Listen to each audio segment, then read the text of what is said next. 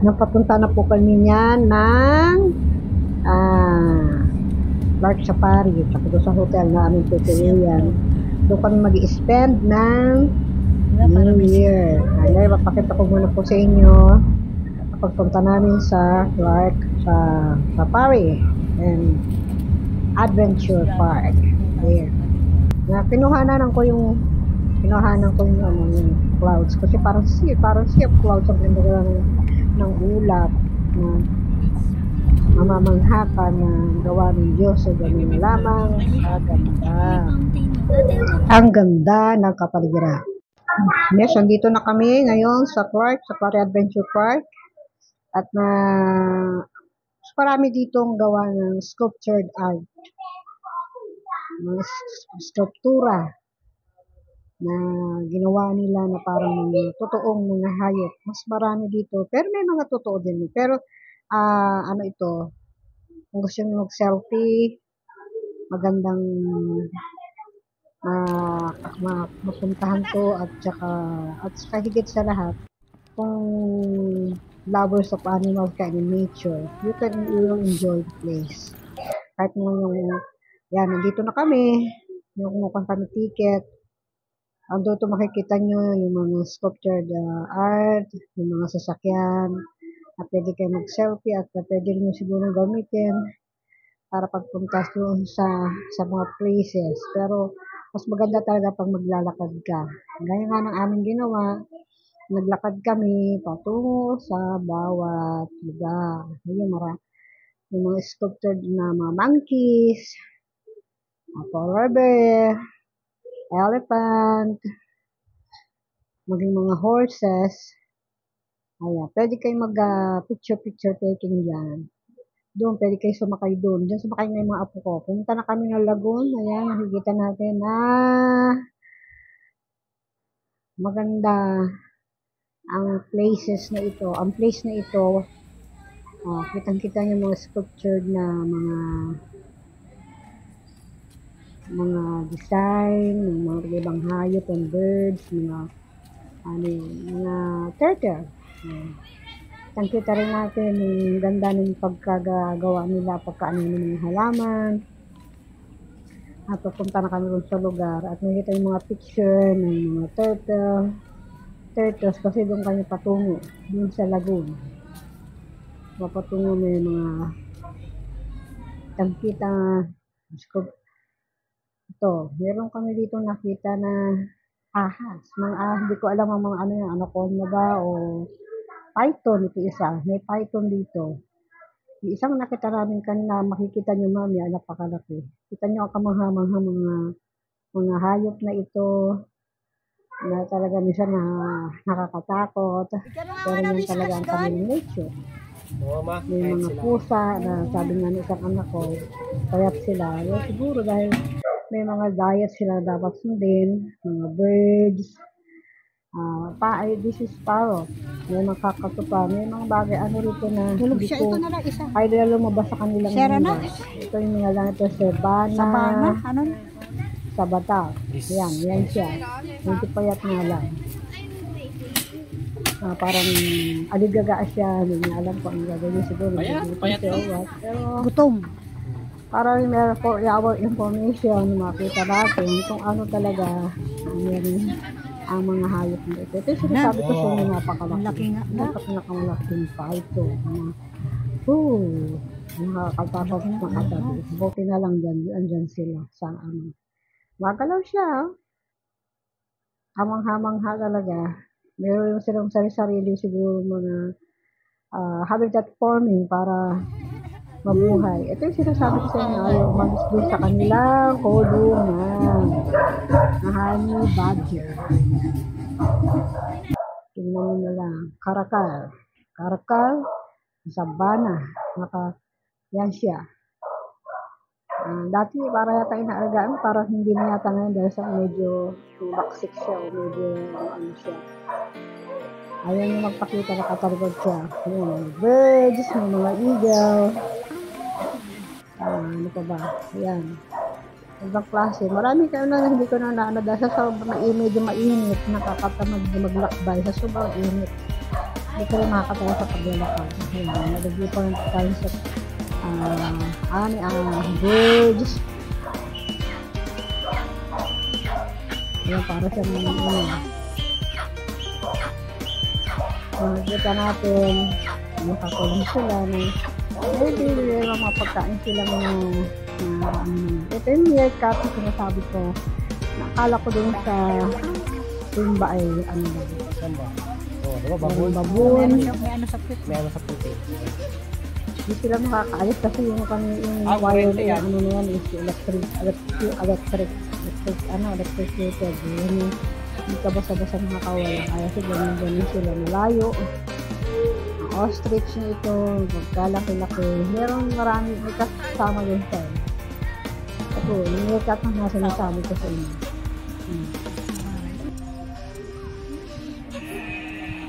Ito pa, yung bear yan hindi ko makita, ayaw man ito yung sculptured mga bagay. Ito pa yung tupa, talagang ngayon ako nakakita ng tupa na may kulay, akala ko puro white. Ito merong rami yating male sheep.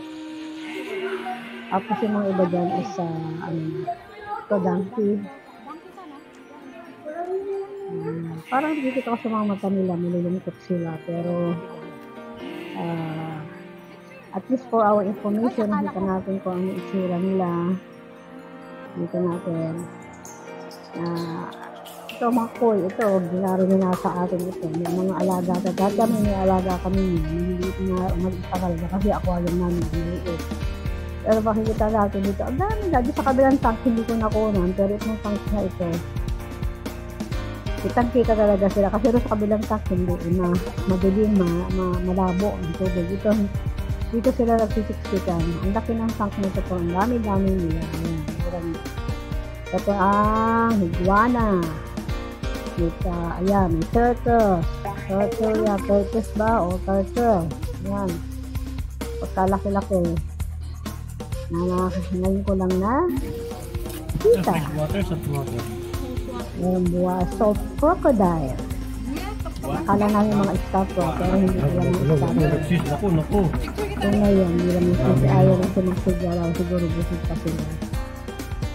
Yan, iguana, another iguana. Malaking iguana. Ayun yung isa, salt water crocodile. Tulis ang alligator yata yun ito ko rin. Kasi para ma-distinguish ang alligator. Ayan, may mga sila sculptured na design. Ito kung gusto nyo sa mga petting zoo, dyan ito. Pagpasok natin makikita nyo. Ito yung turtles. Bagay sabihin ko sa inyo, hindi namin napuntahan lahat kasi sobrang init. Maglalakad ka lang. Nagutom na kami kaya pasensyahan nyo na hindi ito talaga na ibigay lahat ng mga na mga hayop. Meron nga din feeding hindi ko na nga lang nasira yung aking camera. Hindi ko nakunan yung papadede ng baby tiger.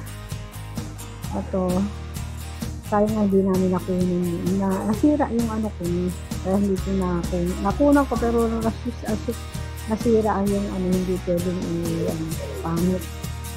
Ito, mga maliliit na turtle. Nilangoyan sila. Marami sila nga yung siguro nila. Habitat nila. Yung gustong kahit siguro medyo mainit at tubig. Mainit kasi ang panahon siguro pati tubig mainit. Ito yung tayong turkey. Dami yan. Nakita lang namin sa daan habang lumakad.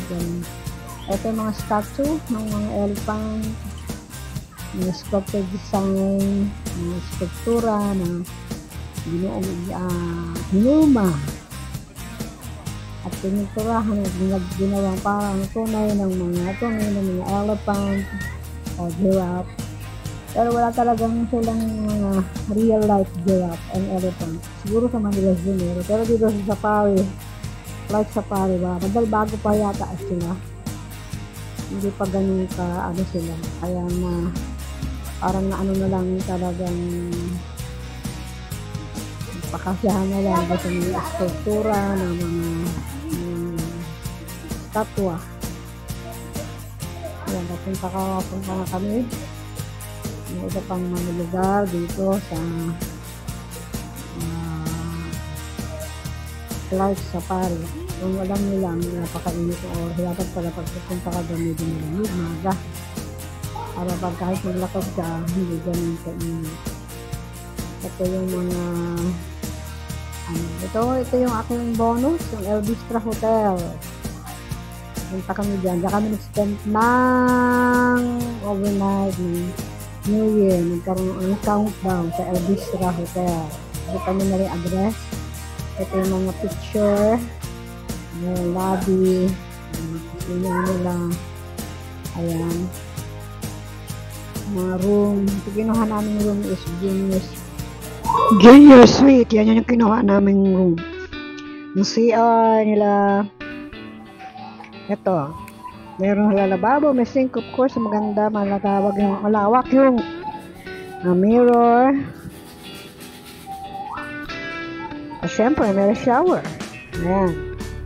At syempre, hindi mawawala ang pang-rest natin. Syempre, papalis sa mga ng loob ang toilet daw. Pag wala yan, hindi matatawag na CR yan. At syempre, pag medyo social ka ng konti, ay meron silang, bukod sa shower, ay meron silang bathtub. Kaya ayaw mo maligo dun sa pool, narurumihan ka doon, makontent ka na lang dito.